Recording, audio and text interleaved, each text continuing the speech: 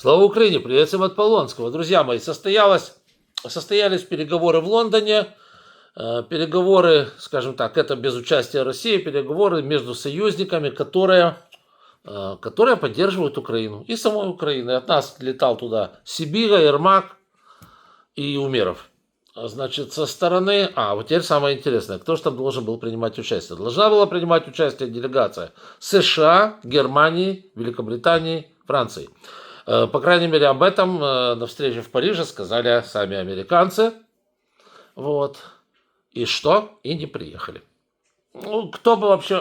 Знаете, когда нынешние трамписты что-то делают, уже даже не хочется ни о чем говорить. Ожидаешь какой-то мерзости, гадости, подлости, удара в спину и еще что-нибудь в этом роде. Вот. Хотя, действительно, какой удар в спину? Надо просто не обращать на них внимания. Да. Итак, в чем там дело? Значит, прежде всего, да, давайте закончим мысль. Кто принимал участие? Наши, понятно. От 3 европейских держав принимали участие советники по безопасности. Понятно, да. Министры не принимали участие, хотя вот, например, министр иностранных дел Великобритании, он нашу делегацию встречал лично. Вот так. Есть фотографии, как они встретились, поговорили, ну а потом уже дальше детали там уже с советниками продолжались. Да, должен был быть Рубио, он сказал, что он не приедет в результате. Потом должен был приехать Киллог, когда Рубио отказался. Но, по всей видимости, ему доской треснули по морде с овсом, вот, и он тоже не приехал. Как он там рассказывал, что нужно Украину треснуть, помните, да? Да, он тоже не приехал, ну и хрен с ним. Вот, и никто оттуда не приехал в результате. Переговоры велись вот в таком вот узком формате, и, собственно говоря, о чем договорились, мы сейчас говорить не будем, потому что этого никто не знает.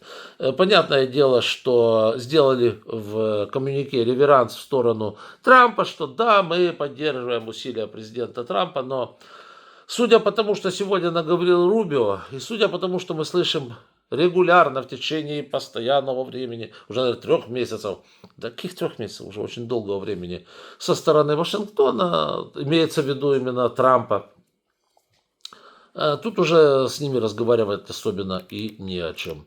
Итак, вот что за вот последние буквально несколько часов они наговорили. Сначала Хексет, чтобы вы понимали, с кем приходится иметь дело.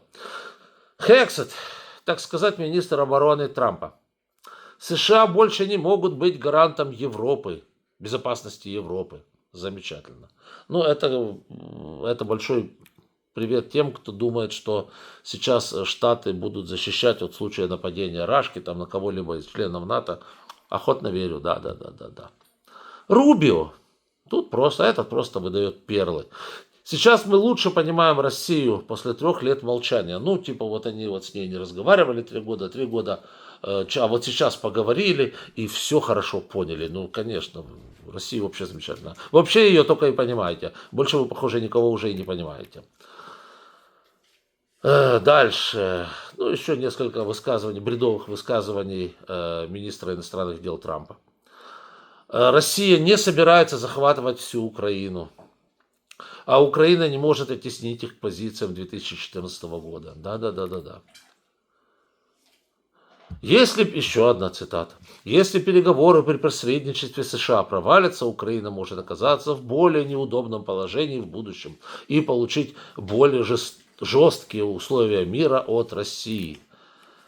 Да, ну, то есть, ребята, полностью повторяется московская повестка. Вот что говорят в Кремле, какая методичка спускается там к Краснову, вот то же самое повторяет и Рубио. Вообще-то, знаете, он когда-то был ястребом в свое время. В свое время он он серьезно выступал за демократию, за мир, против России и так далее. То есть, был нормальный человек.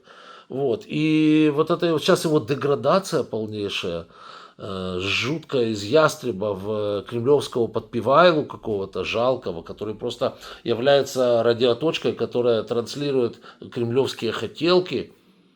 Ну, такая деградация вообще ни с чем не может быть сравнима. Дело в том, что, например, По Трампу там нет деградации, он всегда таким был, да, то есть нечему удивляться, он абсолютно всегда высказывал плюс-минус ту же самую бредятину нес, ну вот как и сейчас, поэтому тут ничего такого нет. Что касается Рубио, да, это выглядит все очень печально. Да, то есть, понятное дело, что что-то порешали. Что стало препятствием и почему американцы, как говорят, Трамп там обиделся, и американцы, не американцы, а трамписты. Вот давайте делать разницу. Кадыровцы, чеченцы, трамписты, американцы. Вот как-то вот в этом вот, будем в этом ключе работать, да. Почему трамписты обиделись? Потому что Украина, видите ли, по всей видимости, отказалась безоговорочно принимать то, что им спустили свыше. То есть то, о чем договорились добрые сердечные партнеры, имеется в виду Москва и Трамп. Вот, они договорились там о том, что Украина должна признать Крым российским, вот, и признать российским, после этого, значит, рашисты остановят войну. Во-первых, Зеленский сказал, мы никогда не признаем Крым российским, об этом даже речи не может идти, это территория Украины. Если кто-то думает по-другому, значит, он просто мудак. Это уже от себя добавил.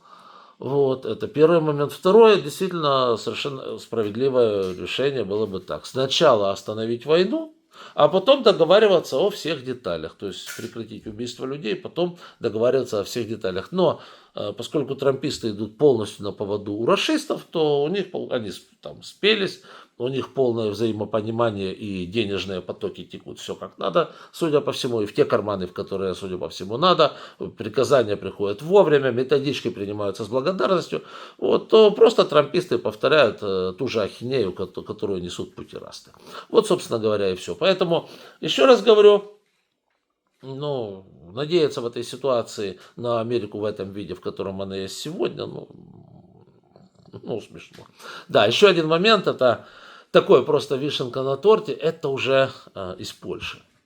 Министр иностранных дел Польши поставил на место рашистов и напомнил им, чей Владивосток. Вот это замечательно.